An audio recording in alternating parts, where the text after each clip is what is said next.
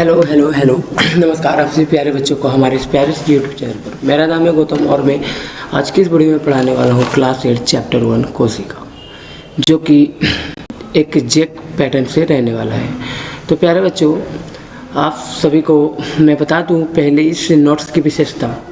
बच्चों, अगर आपको कुछ भी नहीं आ रहा है, अगर आप कुछ भी नहीं पढ़े हैं, बस इतना जितना मैं पढ़ाऊँगा नोट्स, अगर ये आप पढ़ करके एग्ज़ाम में चले जाएंगे तो मैं ये कह सकता हूँ कि आप 95% से प्लस स्कोर कर सकते हैं। इसमें से आपको कहीं भी दिक्कत नहीं आने वाली। एक एक पॉइंट को अच्छे से ध्यान में रखते हुए इस नोट्स को बनाए हैं। यानी कि अब तक जितने भी एग्ज़ाम में क्वेश्चन पूछे गए हैं क्लास 8 जेक बोर्ड में, ये सभी के सभी क्वेश्चन इसके अंदर ही है। और उम्मीद भी करता हूँ कि जितने भी क्वेश्चन पूछे जाएंगे 2027 में, ये नोट्स से बाहर नहीं आएंगे, क्योंकि ये नोट्स को बनाने के लिए मतलब एनसीईआरटी और जेसीईआरटी का निचोड़ है। पूरा का पूरा एनसीईआरटी और जेसीईआरटी को मिला करके ये नोट्स अच्छे से एक एक पॉइंट को ध्यान रखते हुए बनाया गया है। तो आप इस नोट्स को पढ़कर ज़रूर जाए एग्ज़ाम में और अच्छे नंबर प्राप्त करें। तो चलिए हम शुरू करते हैं। सबसे पहले देखिए कोशिका क्या है। बच्चों, सबसे पहले कोई भी सब्जेक्ट, कोई भी चैप्टर पढ़ने से पहले उसके जो होता है कि मेन चीज़ जानना। तो ये चैप्टर में है कोशिका। तो कोशिका क्या है? कोशिका क्या है? तो कोशिका क्या है प्यारे बच्चों? कोशिका जीवों की संरचनात्मक और क्रियात्मक इकाई है। कोशिका जीवों की संरचनात्मक और क्रियात्मक इकाई है। संरचनात्मक का मतलब क्या होता है? जितने भी चीज़ बने होते हैं दुनिया में, जैसे अगर ईंट जो होता है, ईंट को बनाने के लिए एक लकड़ी का फ्रेम बनाया जाता है और उस फ्रेम में मिट्टी को डाला जाता है और उसके बाद ये ईंट का ढांचा लेते हैं। तो मतलब जितने भी ढांचा है, जितने भी दुनिया में जितने भी जीव हैं, सभी के सभी जीव कोशिका से बने होते हैं। और क्रियात्मक का मतलब क्या होता है बच्चों? दुनिया में जितने जीव हैं, जितने भी कोशिका होते हैं, उसके अंदर वो सक्षम होते हैं, वो अच्छे से मतलब उस प्रकार से रेडी होते हैं कि वो खुद से उत्सर्जन, जनन और कई सारे फंक्शन, कई सारे क्रियात्मक अपने आप में कर सकते हैं।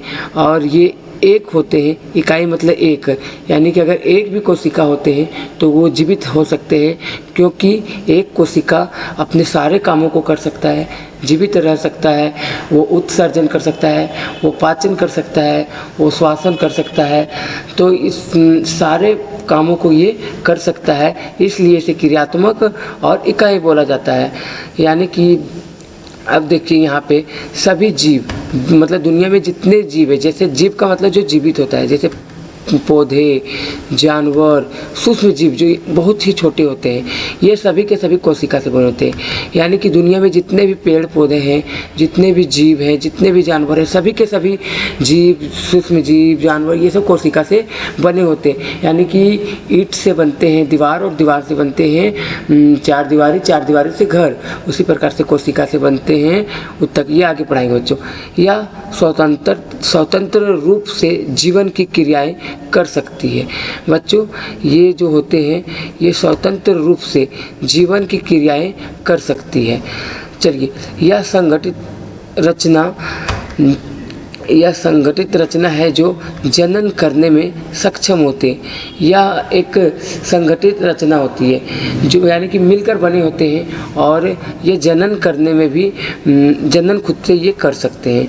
तो मतलब परिभाषा क्या है? रुकिए, इसलिए कोशिका को जीवन मूलभूत की इकाई कहा गया है। जीवन की मूलभूत इकाई किसे कहा गया है? तो ये प्रश्न इम्पोर्टेंट हो सकता है, ये बहुत ही महत्वपूर्ण प्रश्न हो सकता है, ये एग्जाम में आ भी सकता है। जीवन मूलभूत की इकाई किसे कहा गया है? तो बच्चों, कोशिका को जीवन की मूलभूत इकाई कहा गया है। कोशिका जीव का वह छोटा भाग है जो जीवन की सभी क्रियाएं, जैसे श्वसन, पोषण, उत्सर्जन, ये सभी क्रियाएं कर सकता है। अब देखिए कोशिका का जो उत्पत्ति हुआ है, यानी कि जो नामकरण हुआ है कोशिका को हम कोशिका क्यों कहते हैं, कुछ और नाम से क्यों नहीं जानते इसको, तो कोशिका को इंग्लिश में बोला जाता है सेल। सेल शब्द की उत्पत्ति कहाँ से हुई? सेल शब्द एक लैटिन भाषा है। सेल शब्द जो है बच्चों, ये एक लैटिन भाषा है जो कि सेलुला से लिया गया है। किससे लिया गया है? सेलुला। यानी कि सेल शब्द जो होता है सर, ये एक लैटिन भाषा है और ये सेलुला से लिया गया है। यानी कि इसका अर्थ होता है छोटा कमरा। सेलुला का मतलब होता है बच्चों, सेलुला का मतलब होता है एक छोटा सा कमरा। सेलुला का मतलब होता है छोटा सा कमरा। ठीक है, अब आगे बढ़ते हैं। अब देखते हैं हम कोशिका की खोज।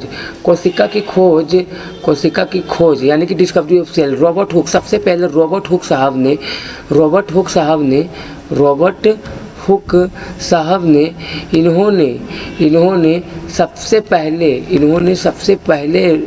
1665 ईस्वी में, कितना बच्चों, 1665 ईस्वी में कोशिका की खोज की। यानी कि प्रथम कोशिका जो खोज किया था वो हमारे रॉबर्ट हुक साहब ने किए थे। ये हमारे रॉबर्ट हुक साहब ने किए थे। और कितना में किए थे बच्चों? ये 1665 ईस्वी में किए थे। कब किए थे? 1665 ईस्वी में। ये इम्पोर्टेंट क्वेश्चन हो सकता है, ये याद कर लेना अच्छे से बच्चों। 1665 ईस्वी में रॉबर्ट हुक साहब ने कोशिका का खोज किया था। तो अब है कि चलिए आगे देखते हैं पूरा डिटेल बातें। अब इन्होंने साधारण सूक्ष्मदर्शी, यानी सूक्ष्मदर्शी क्या होता है, आप जांच घर जाएंगे तो वहाँ पे देखेंगे, एक जांच करने के लिए मशीन होता है। जब ब्लड टेस्ट होती है तो हमारे ब्लड को लिया जाता है सैंपल में और एक मशीन के नीचे रख करके और एक आँख बंद करके डॉक्टर जो हमारे वहाँ क्लिनिक में बैठते हैं, डॉक्टर अंकल या फिर भैया जो भी रहते हैं, वो एक आँख बंद करके देखते हैं जूम करके, और उन्हें क्या होती है, छोटे छोटे चीज़ बड़े दिखाई पड़ते हैं और उसका अध्ययन करके हमें बताते हैं मलेरिया है या फिर टाइफाइड है, जो भी है वो बताते हैं। तो सूक्ष्मदर्शी एक प्रकार का यंत्र होता है जो कि छोटे छोटे चीज़ों को बड़े करके दिखाई देते हैं इसमें। और इन्होंने साधारण सूक्ष्मदर्शी की सहायता से कोर्क मतलब एक छाल, पेड़ की छाल होते हैं, उसकी पतली अध्ययन किया। यानी कि एक पेड़ की छाल उठाया और उसका अध्ययन किया। कोर्क की पतली पारत में उन्हें मधुमक्खी के छत्ते, यानी कि कोर्क की पतली पारत में उन्हें मधुमक्खी की छत्ते जैसी संरचना दिखाई दी। यानी कि जब रॉबर्ट हुक साहब ने एक पेड़ की छाल निकाला और जब उस छाल को देखा तो उन्हें मधुमक्खी की छत्ते जैसी संरचना दिखाई दी। कैसा संरचना दिखाई दी? मधुमक्खी की छत्ते की तरह संरचना दिखाई दिया इसमें। और साथ ही साथ इसमें बहुत सारे छोटे छोटे कमरे नज़र आए। यानी कि इसके साथ साथ में छोटे छोटे कमरे, जब ये ऐसे दिखाई दिया कुछ इस प्रकार से, ये बन नहीं रहा है बच्चों इसमें, बट हम कोशिश करेंगे बनाने का। तो इसे कैसे दिखाई पड़ा था? मधुमक्खी की छत्ते की तरह और छोटे छोटे कमरे की तरह दिखाई दिया।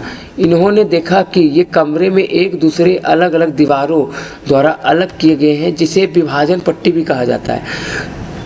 रॉबर्ट हुक ने इन्हें छोटे छोटे कमरे को कोशिका नाम दिया। छोटे छोटे कोशिकाओं को क्या नाम दिया? छोटे छोटे कमरों को कोशिका नाम दिया। यानी कि सेलुला का मतलब होता है छोटा कमरा, और इसीलिए रॉबर्ट हुक साहब ने इसका नामकरण कर दिया कोशिका। कोशिका का मतलब होता है लैटिन में छोटा सा कमरा। अब देखिए एक और हमारे एक साइंटिस्ट आए जिनका नाम है, जिनका नाम है एंटोन वान लीeuwenhoek। ये एक डच वैज्ञानिक है। इन्होंने अपने द्वारा बनाए गए सूक्ष्मदर्शी का उपयोग किया और 1674 ईस्वी में। कब? 1674 ईस्वी में इन्होंने पहली बार जीवित कोशिका को देखा, यानी कि मृत कोशिका को रॉबर्ट हुक साहब ने देखा बच्चों, और जीवित कोशिका को एंटोन वॉन लीeuwenhoek साहब ने देखा था। 1665 में मृत कोशिका को देखा गया और 1674 ईस्वी में जीवित कोशिका को देखा गया। इन्होंने जीवाणु और प्रोटोजोआ जैसे सूक्ष्म जीवों का अवलोकन किया, यानी कि ये जो मतलब देखे थे जीवित कोशिका को, ये जीवाणु और प्रोटोजोआ जो कि छोटे छोटे जीव होते हैं, अति सूक्ष्म जीव होते हैं प्रोटोजोआ सब, और इसमें से देखे थे। इन्होंने इसलिए एंटोन वॉन लीeuwenhoek को जीवित कोशिका का सबसे पहले देखने वाले वैज्ञानिक माना जाता है। चलिए आगे बढ़ते हैं और थोड़ी सी बातें बच्चों, ये हमारे GM क्लासेस के नाम से यूट्यूब चैनल चलता है और यहाँ पे 100% NCERT बेस्ड कंटेंट लिया जाता है और अच्छे से पढ़ाया जाता है, और हैंड रिटन नोट्स भी अवेलेबल होता है हमारे चैनल पर। और यहाँ पे क्लियर यानी कि बेसिक टू एडवांस पढ़ाया जाता है, और जेक बोर्ड के लिए स्पेशल प्रिपरेशन करवाया जाता है। इसमें से प्रीवियस ईयर क्वेश्चन भी मिलता है, वीकली टेस्ट और प्रैक्टिस सेट की व्यवस्था भी देते हैं, और डाउट क्लियरिंग सेशन भी हमारे यहाँ होता है। दोनों भाषा में पढ़ाया जाता है, easy language Hindi plus English में 6 to 10 ऑल सब्जेक्ट का। तो अब हम देखेंगे कोशिका सिद्धांत देने वाले वैज्ञानिक। इनका नाम क्या है? इनका नाम मैथाइयस स्लाइडेन।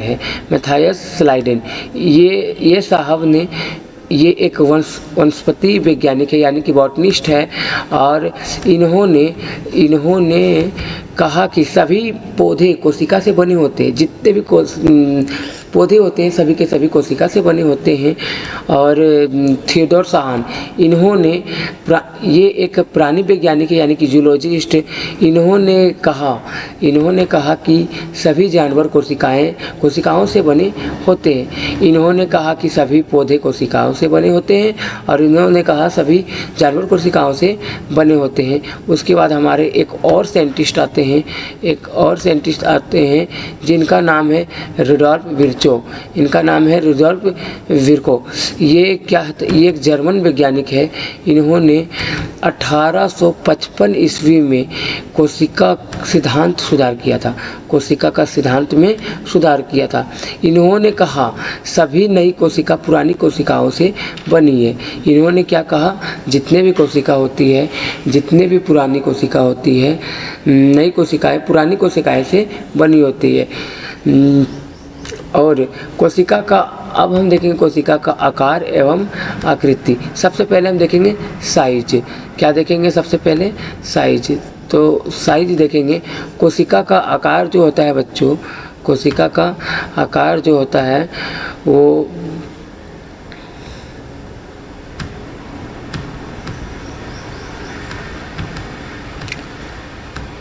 कोशिका का आकार जो होता है सबसे पहले 0.1 माइक्रोमीटर से 1 मीटर तक होता है। अब ये बहुत इंपॉर्टेंट क्वेश्चन है, एकदम अच्छे से पढ़ के जाना है। यहाँ से प्रीवियस ईयर क्वेश्चन भी है और संभावना है कि इस बार भी आएगी। यहाँ से क्वेश्चन आना एकदम निश्चित है, एकदम पूरा मतलब इम्पोर्टेंट मान के चलना है बच्चों, क्योंकि हर बार आता है। तो ये ज़रूर याद करना है। सबसे छोटी कोशिका माइकोप्लाज्मा जीवाणु के नाम से जाना जाता है। माइकोप्लाज्मा एक जीवाणु है जो कि बहुत ही छोटे होते हैं, 0.1 माइक्रोमीटर के होते हैं। और सबसे बड़ी कोशिका शुतुरमुर्ग का अंडा होता है। सबसे बड़ी कोशिका शुतुरमुर्ग का अंडा होता है। और सबसे लंबी कोशिका तंत्रिका कोशिका यानी कि नर्व सेल होते हैं, ये 1 मीटर तक हो सकते हैं। सबसे लंबी कोशिका तंत्रिका कोशिका, सबसे बड़ी कोशिका शुतुरमुर्ग का अंडा, और सबसे छोटी कोशिका माइकोप्लाज्मा। इतना बात जरूर याद रखना है। अब आकृति हम देखेंगे, ये आकार देख लिया। अब आकृति, कोशिकाएं विभिन्न आकार की होती है, जैसे गोलाकार, चौकोर, भुजाकार, अंडाकार, अनियमित, यानी कि कोशिका गोल भी हो सकती है, कोशिका चौकोर भी हो सकती है, कोशिका के पास बहुत सारे भुजाएं हो सकती है जैसे नर्व सेल का, और यह अनियमित मतलब जैसे तैसे भी कोई इसका शेप और साइज भी नहीं हो सकती है, यानी कि अलग अलग साइज अलग अलग शेप का हो सकता है। एक कोशिकीय जीव, अब हम देखेंगे एक कोशिकीय जीव क्या होता है। तो जिन जीवों का शरीर केवल एक ही कोशिका से बना होता है बच्चों, जिन जीवों का शरीर केवल एक ही कोशिका से बना होता है उसे बोलते हैं एक कोशिकीय जीव। एक ही कोशिका सभी कार्य करती है, एक ही कोशिका में सब काम होता है, जैसे पोषण, यानी कि पोषण खाना वगैरह खाने की जो होती है ये एक कोशिका काम कर सकती है, और साथ ही साथ श्वसन का भी काम कर सकता है, उत्सर्जन यानी कि अपने मलमूत्र को बाहर कर सकता है, अपने गंदगी शरीर में जितने गंदगी बनता है ये सारी गंदगी को बाहर कर सकती है। सिर्फ एक कोशिका यानी कि एक कोशिकीय जीव ये कामों को करने में सक्षम होती है। अब ये बहुत छोटे होते हैं, ठीक है, ये बहुत छोटे होते हैं। एग्जाम्पल में होता है एक कोशिकीय जीव का एग्जाम्पल है अमीबा, पैरामीशियम, बैक्टीरिया, ये सब एक कोशिकीय जीव है। अगर एग्जाम में आए कि बताइए एक कोशिकीय जीव कौन सा है, अमीबा, पेड़, मनुष्य, कुत्ता, तो ऑप्शन रहेगा अमीबा सही, क्योंकि ये अमीबा याद रखना एक कोशिकीय जीव है, पैरामीशियम, बैक्टीरिया ये सब एक कोशिकीय जीव है। अब हम देखेंगे बहुकोशिकीय जीव। अब क्या देखेंगे प्यारे बच्चों, अब हम देखेंगे बहुकोशिकीय जीव।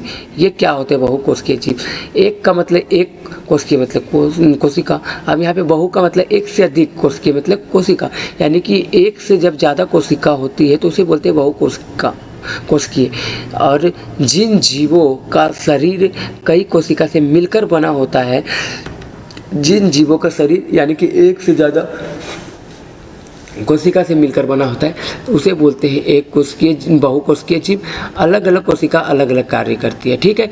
जब कोशिका बनी होती है तो एक से ज़्यादा कोशिका से जो बनी होती है जीव उसे हम बोलते हैं बहुकोशिकीय जीव, और सभी अलग अलग पार्ट्स पे अलग अलग कोशिका रहते हैं और सभी का काम अलग अलग होता है। इनका शरीर अरबों खरबों कोशिकाओं से मिलकर बना होता है, यानी कि इनका जो शरीर होता है 1 2 नहीं 3 नहीं 10 नहीं 5 नहीं 50 नहीं लाख नहीं 2 लाख नहीं 3 लाख नहीं, करोड़ नहीं, 2 करोड़ नहीं, अरब खरबों अरबों खरबों में अरबों खरबों कोशिकाओं से मिलकर बना होता है इनका शरीर। कोशिका का आकार जीव के शरीर पर निर्भर करता है। कोशिका का आकार जितना बड़ा जीव उतना बड़ा कोशिका, अगर छोटा जीव तो कम कोशिका रहेगा, ज़्यादा जीव तो ज़्यादा, यानी कि हाथी, मनुष्य ये सब जो होते हैं अरबों कोशिकाओं से बने होते हैं इनका शरीर, यानी कि मनुष्य का शरीर, पेड़ पौधों का शरीर, ये सब बहुत सारे अरबों खरबों से बने होते हैं। और जानवर ये सब का भी शरीर बहुत सारे कोशिकाओं से मिलकर बने होते हैं, करोड़ों कोशिकाओं से मिलकर बने होते हैं। अब हम देखेंगे उत्तक क्या है। उत्तक क्या है, देखिए बच्चों, देखिए सबसे पहले ये है हमारा एक ईंट।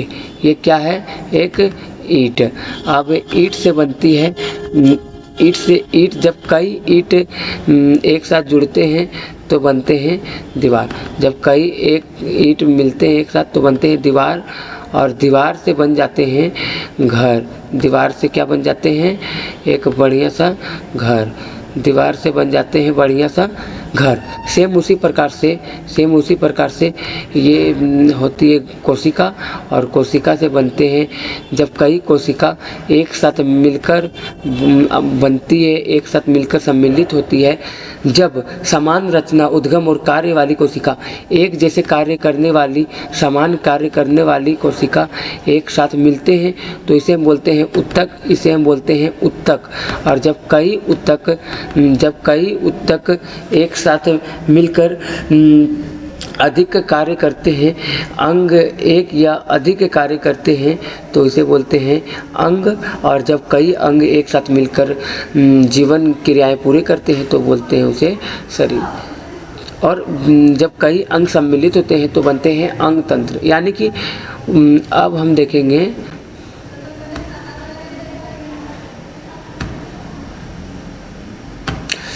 देखिए उत्तक क्या होता है। उत्तक समान रचना यानी कि एक जैसे कार्य करने वाले, उद्गम और कार्य करने वाले, समान रचना एक जैसे दिखाई देने वाले और एक जैसे काम करने वाली कोशिकाएं का समूह जब एक साथ मिल जाते हैं, एक साथ सम्मिलित हो जाते हैं तो इसे बोलते हैं उत्तक। और अंग क्या होता है? अंग क्या होता है? अंग एक या अधिक कार्य करते हैं, एक या अधिक कार्य करते हैं। शरीर की जीवन क्रियाएं कैसी पूरी होती है? चलिए देखिए, सभी अंग मिलकर शरीर की जीवन क्रियाएं पूरी करते हैं। जब एक कोशिका जब सिंगल रहती है जो बोलते हैं कोशिका, और जब कई कोशिका एक साथ मिल जाते हैं, सम्मिलित हो जाते हैं, समान आकार के और अलग समान आकार के एक साथ मिल जाते हैं और कार्य मिलकर करते हैं और कोशिका का समूह बनाते हैं, उसे बोलते हैं उत्तक। अब कोशिका के प्रकार, कोशिका बच्चों कोशिका दो प्रकार के होते हैं। कोशिका दो प्रकार के होते हैं। एक होते हैं प्रोकैरियोटिक कोशिका, यानी कि इनमें सच्चा न्यूक्लियस होता है, डीएनए बिखरा हुआ रहता है और जैसे बैक्टीरिया में ये पाए जाते हैं प्रोकैरियोटिक। यूकैरियोटिक क्या होते हैं? यूकैरियोटिक कोशिका में इनमें सच्चा नाभिक होता है। सॉरी बच्चों, इनमें सच्चा नाभिक नहीं होता है। प्रोकैरियोटिक में सच्चा नाभिक नहीं होता है। डीएनए जो होता है इसके अंदर बिखरे पड़े होते हैं, जैसे तैसे बिखरे पड़े होते हैं और इसके अंदर सच्चा नाभिक होता है। डीएनए अच्छा से ऐसे करके बना हुआ होता है, मतलब बढ़िया से ये कर बिना बिखरा हुआ पड़े रहते हैं ऐसे, और इसमें से जैसे तैसे ऐसे करके बिखरा हुआ रहता है। ये नाभिक जो होते हैं न्यूक्लियस के अंदर डीएनए होते हैं और ये जैसे तैसे होते हैं और इसके अंदर अच्छे से बने होते हैं, इसलिए इसे सच्चा नाभिक कहते हैं। और इसमें सभी अंगक मौजूद होते हैं, इसमें सभी ऑर्गेनेल जो होते हैं कोशिका का पार्ट्स जो होते हैं ये सभी अच्छे से बने होते हैं, जैसे पौधों और जानवरों की कोशिका में होते हैं। तो यूकैरियोटिक जो होते हैं, यूकैरियोटिक कोशिका किसमें पाया जाता है?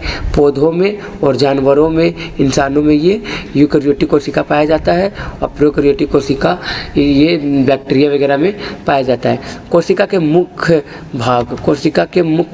भाग पढ़ेंगे। सबसे पहले हम देखेंगे कोशिका झिल्ली, यानी कि कोशिका झिल्ली की बाहरी परत जो होता है उसे बोलते हैं कोशिका झिल्ली।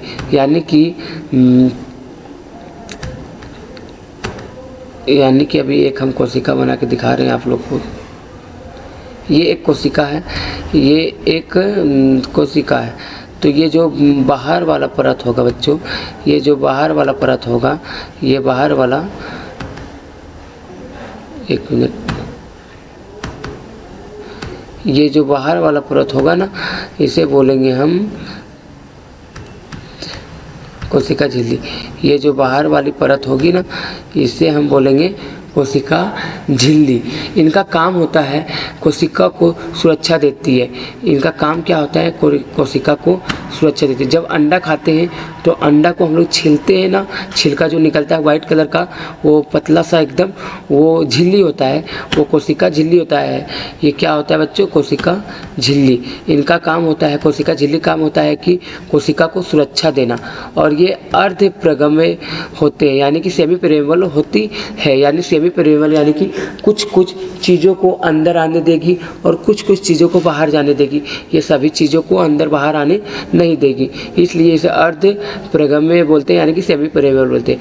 या पदार्थों के अंदर बाहर जाने को नियंत्रित करती है। ये पदार्थ को अंदर और जाने, किसको जाना है किसको आना है, ये सारा का सारा देख रेख ये कोशिका झिल्ली करेगी। अब देखो, पौधों में कोशिका झिल्ली नहीं पाई जाती है। पौधों में कोशिका झिल्ली के साथ साथ कोशिका भित्ति भी पाई जाती है। यानी कि इंसानों में, जानवरों में कोशिका भित्ति नहीं होती है और सिर्फ और सिर्फ पौधों में कोशिका भित्ति होती है। आखिर क्यों होती है? पौधों की कोशिका के बाहर कोशिका भित्ति होती है। क्यों होती है?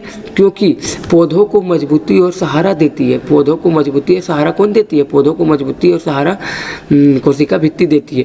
कोशिका को निश्चित आकार देती है। कोशिका को ये क्या देती है? निश्चित आकार देती है, यानी कि कोलैप्स होने से बचाता है, पिचकने से बचाते हैं। पिचकने से क्या करते हैं बच्चों? ये पूरा बचाएंगे।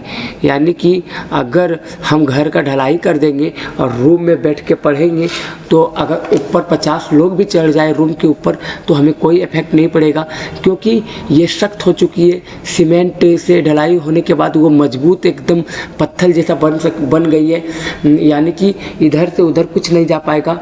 वो बरसात में भी पानी को बाहर इधर से उसके ऊपर से बह के चला जाएगा। ठंड भी नहीं लगेगी हमको, मतलब ठंड नहीं लगेगी जब हम रूम में बैठेंगे ऊपर से, तो ऊपर से हवा तूफान आएगी तो हमें कुछ नहीं एहसास होगी अगर रूम के अंदर रहेंगे तब।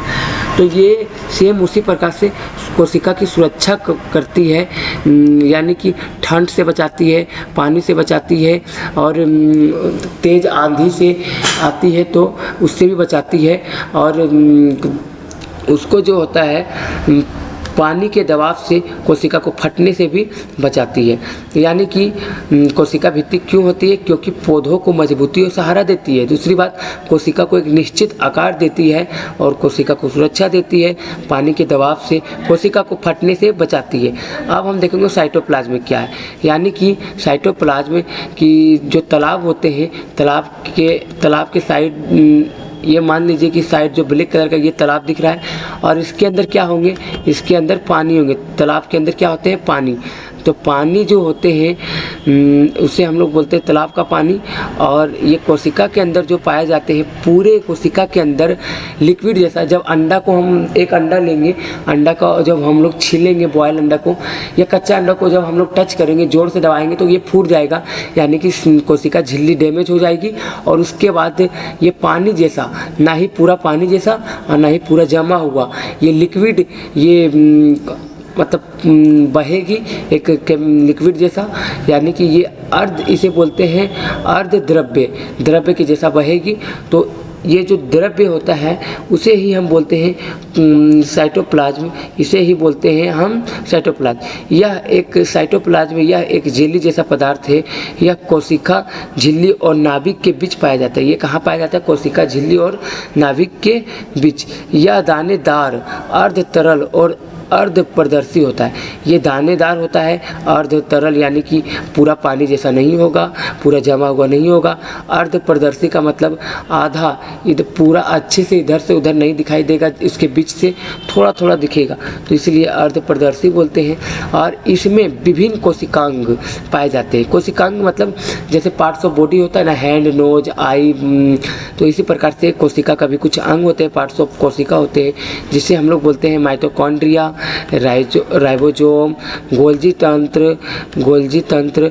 हरित लवक पौधों में पाए जाते हैं। सिर्फ हरित लवक सिर्फ पौधों में पाए जाते हैं, इसीलिए पौधा जितने होते हैं ग्रीन दिखते हैं।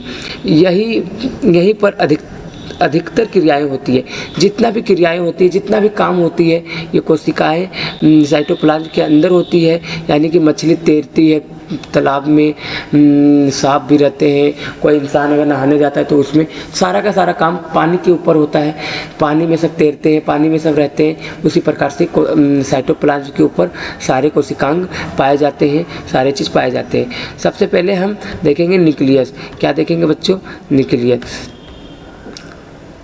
न्यूक्लियस से ये जो होते हैं ना, ये जो होते हैं इसे बोलते हैं, बीच में ये सेंटर में होते हैं थोड़ा सा, इसे बोलते हैं न्यूक्लियस। इनका काम क्या होता है? इनका काम चलिए देखेंगे हम अभी।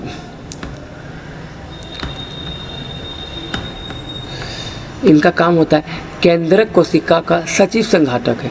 केंद्रक जो होता है ये कोशिका का सजीव संघाटन होता है। इंसान के अंदर दिमाग और कोशिका के अंदर केंद्रक दोनों सेम ही काम करता है। यह यानी इसे केंद्रक को बोला जाता है कोशिका का दिमाग भी। कोशिका के दिमाग किसे कहा जाता है? केंद्रक को कोशिका का दिमाग भी कहा जाता है। यह प्राय मध्य में होता है, पौधों में थोड़ा किनारे। ये जो होता है थोड़ा सा मध्य में होती है और पौधों में किनारे होती है। ये सामान्यतया यानी कि ज़्यादातर ये गोल आकार के पाए जाते हैं, सभी में ये गोल आकार के दिखते हैं। और एक कोशिका में एक केंद्रक होते हैं, एक कोशिका में एक केंद्रक होते हैं। यानी कि इंसान का शरीर जो होता है हजारों कोशिका, अरबों खरबों कोशिका से बने होते हैं। जानवरों का, हाथी का तो हजारों अरबों खरबों कोशिका मतलब केंद्रक भी उसमें पाए जाएंगे। यह दोहरी झिल्ली से घिरा होता है। दोहरी झिल्ली का मतलब डबल मेम्ब्रेन होता है, यानी कि इसमें डबल, ये जो एक लेयर दिख रहा है इसके ऊपर एक और बाहर से परत होगी, एक और कवच होगी। इसे बोलते हैं दोहरी कवच, यानी कि दो झिल्ली से घिरा होता है। अंदर केंद्रक द्रव्य पाया जाता है। कोशिका के अंदर कोशिका द्रव्य और केंद्रक के अंदर केंद्रक द्रव्य पाया जाता है। इसमें कर्ण सूत्र होते हैं। इसमें क्या होते हैं? इसके अंदर पाए जाते हैं कर्ण सूत्र। कर्ण सूत्र क्या होता है? यानी कि क्रोमोजोम। क्या होते हैं? क्रोमोजोम एक बहुत ही महत्वपूर्ण रोल अदा करते हैं। यानी कि कैसे अदा करते हैं ये आगे बताएंगे गुणसूत्र में। यह कोशिका की सभी क्रियाओं को नियंत्रित करता है।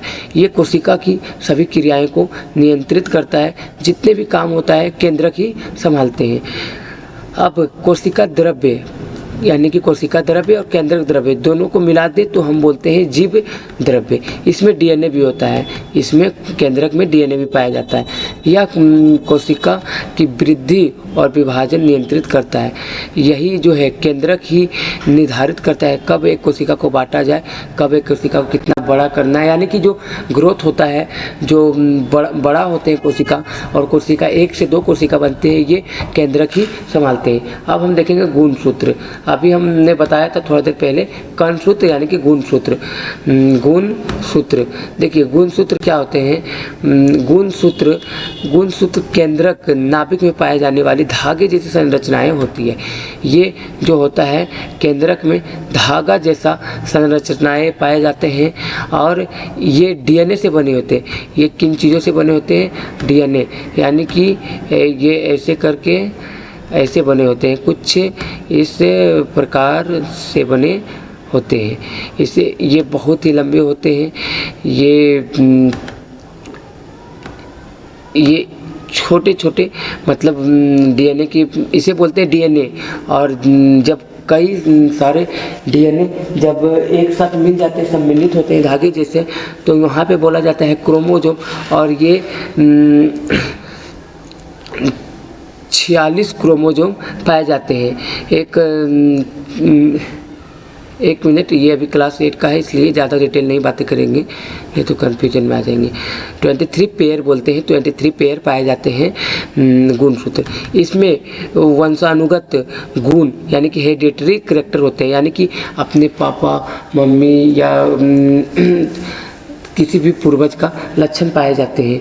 यानी कि जो लक्षण होते हैं बच्चों, जैसे किन्हीं का बाल घुंघरेला निकलते हैं, किन्हीं पापा का बाल घुंघरेला होते हैं तो उनके बच्चे का भी बाल घुंघरेला होते हैं। ये गुणसूत्र के कारण होते हैं। यानी कि ये एक जनरेशन से दूसरी जनरेशन तक जाते हैं और कुछ पार्ट्स मिल जाते हैं। ये माता पिता से गुणों को संतान तक पहुंचाते हैं। ये जितने भी गुण होते हैं माता पिता का, ये उनके संतान तक पहुंचाने में मदद करती है। अब कोशिकाओं को हम विस्तृत करते हैं। सबसे पहले देखिए माइटोकॉन्ड्रिया। ये माइटोकॉन्ड्रिया क्या होती है?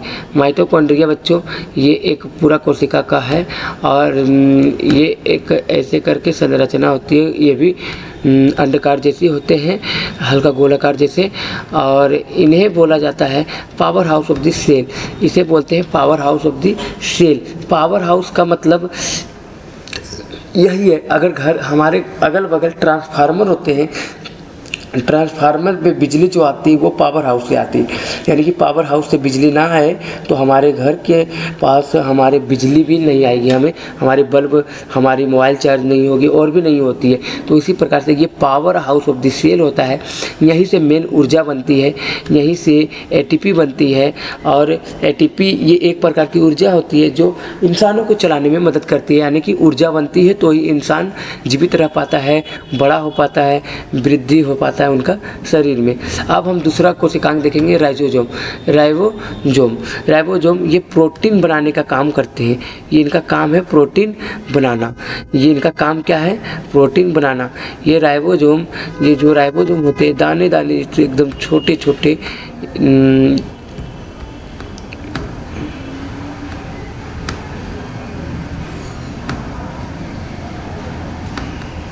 ये इसे बोलते हैं राइबोसोम।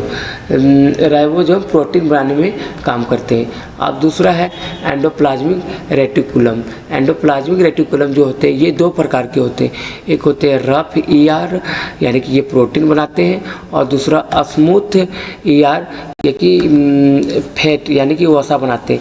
ये ईआर क्या होते हैं बच्चों?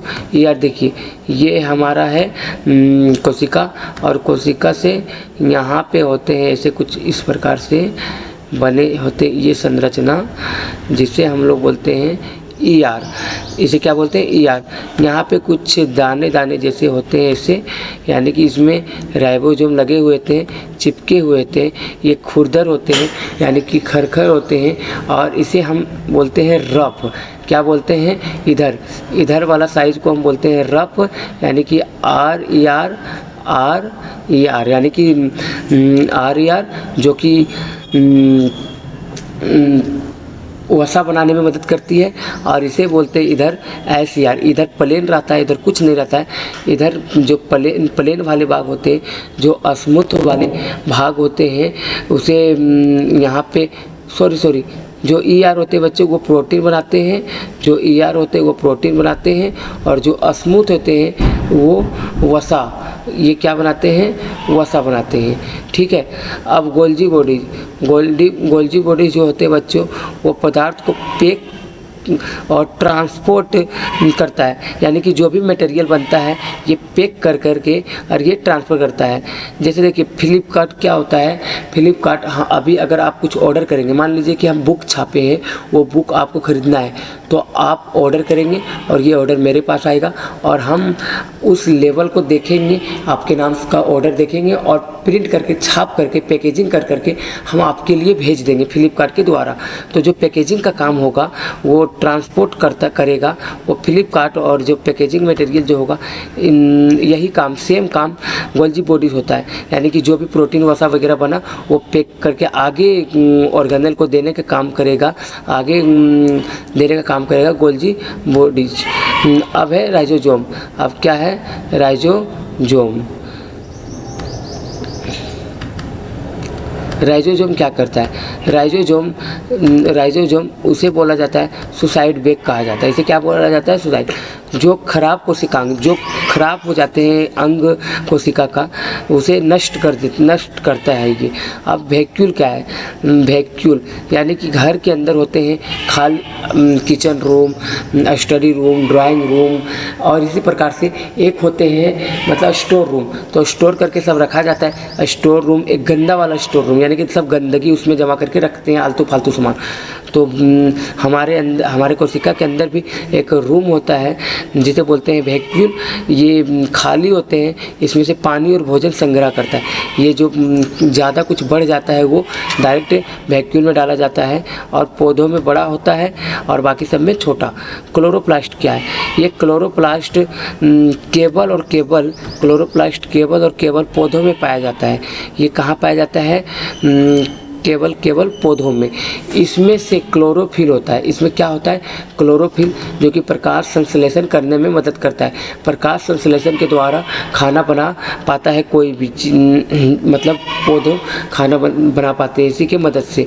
तो ये पौधा जो खाना बनाता है प्रकाश संश्लेषण की मदद से, तो इसमें क्लोरोफिल होते हैं, जो क्लोरोफिल मदद करते हैं, और क्लोरोफिल होने के कारण क्लोरोप्लास्ट भी पाए जाते हैं, और क्लोरोप्लास्ट ग्रीन कलर का होते हैं। और जितने भी दुनिया में ग्रीन प्लांट हैं सभी के सभी प्रकाश संश्लेषण से खाना बनाते हैं, और इसीलिए इसे बोला जाता है क्लोरोप्लास्ट। और केवल ये पौधों में पाया जाता है। पौधों में क्यों पाया जाता है? क्योंकि ये पौधा सिर्फ खाना बनाता है धूप से और प्रकाश संश्लेषण करता है, इसलिए ये पौधों में पाया जाता है, इंसान में, जानवर में नहीं पाए जाते। पौधों और जंतु कोशिका में अंतर क्या होते हैं? देखिए, सबसे पहले देखें कोशिका भित्ति। ये कोशिका भित्ति, पौध कोशिका में कोशिका भित्ति होती है, जंतु में नहीं होती है। क्लोरोप्लास्ट पौधा कोशिका में होता है और जंतुओं में नहीं होता है। वैक्यूल पौधों में बड़ा होता है और जंतुओं में छोटा होता है। आकार निश्चित होता है और इसमें अनियमित होता है। पौधों में जो आकार होता है ये निश्चित होता है, इसमें निश्चित नहीं होता है। अब हम देखेंगे कोशिका विभाजन। कोशिका विभाजन क्या है? देखो, कोशिका विभाजन दो प्रक्रिया होती है एक कोशिका टूटने की, यानी कि एक कोशिका से दो कोशिका, एक कोशिका है, अब एक कोशिका से दो कोशिका बनने की जो विधि होती है, जो प्रक्रिया होती है, इसे बोलते हैं कोशिका विभाजन। इसे क्या बोलते हैं? कोशिका विभाजन। यानी कि मिटोसिस क्या होते हैं? मिटोसिस, माइटोसिस समान कोशिकाएं से समान कोशिकाओं से बनती है, समान कोशिकाएं बनती है। वृद्धि और मरम्मत में मदद करता है। ये क्या करता है? वृद्धि और मरम्मत में मदद करता है। और मियोसिस जनन रिप्रोडक्शन के लिए होता है। तो कुछ यहाँ पे महत्वपूर्ण प्रश्न है। कोशिका क्या है? कोशिका का खोज किसने और कब की? जीवित कोशिका की खोज किसने की? कोशिका के मुख्य भागों के नाम लिखिए। कोशिका झिल्ली क्या है? और साइटोप्लाज्म क्या है? केंद्रक नाभिक क्या है? गुणसूत्र क्या होते हैं? एक कोशिकीय जीव क्या है? बहुकोशिकीय जीव क्या है? कोशिकीय सिद्धांत किसने दिया? कोशिका का सिद्धांत के मुख्य बिंदु लिखिए। पौध कोशिका और जंतु कोशिका में अंतर लिखिए। माइटोकॉन्ड्रिया का कार्य क्या है? राइबोसोम का कार्य क्या है? कोशिका भित्ति क्या है? सबसे छोटी कोशिका कौन सी होती है? सबसे बड़ी कोशिका कौन सी होती है? सबसे लंबी कोशिका कौन सी होती है? जीव द्रव्य क्या है? तो ये बहुत ही महत्वपूर्ण क्वेश्चन है। संभावना है कि 2027 एग्जाम में पूछा जाएगा। और अब तक बहुत बहुत धन्यवाद यहाँ तक वीडियो देखने के लिए। अगर आप अच्छे से समझ गए तो अब चैनल को लाइक और सब्सक्राइब करना ना भूलें, क्योंकि आप जितना लाइक और सब्सक्राइब करेंगे उतना ही हम टीचर्स के लिए एक नया तोहफा के तौर पर, यानी कि गिफ्ट के रूप में प्राप्त होता है, और आगे की ओर हम लोग सोच पाते हैं। बहुत बहुत धन्यवाद। मिलते हैं अगले वीडियो में। यहाँ तक के लिए थैंक यू।